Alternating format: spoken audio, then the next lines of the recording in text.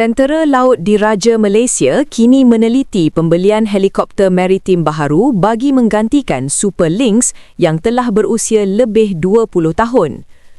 Pada masa ini, TLDM hanya memiliki 3 buah Super Lynx yang masih beroperasi selepas beberapa nahas melibatkan pesawat tersebut.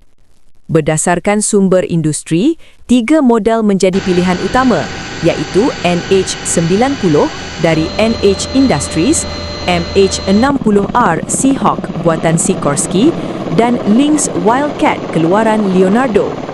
Ketiga-tiga helikopter ini dikatakan memenuhi keperluan operasi maritim TLDM, khususnya misi anti kapal selam dan menyelamat. Secara umum, ia menawarkan keupayaan serupa dengan Super Lynx tetapi dengan teknologi lebih moden. NH90 dikenali sebagai helikopter maritim pelbagai peranan generasi moden paling maju buatan Eropah.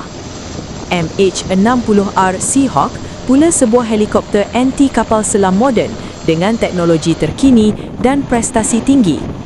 Manakala Lynx Wildcat menawarkan kesinambungan penggunaan kerana TLDM sudah berpengalaman dengan Super Lynx. Leonardo juga aktif mempromosikan pesawat ini di Malaysia sejak beberapa tahun lalu. Dengan pengalaman luas, TLDM pastinya lebih arif menentukan helikopter pengganti yang sesuai demi memperkukuh keupayaan pertahanan maritim negara.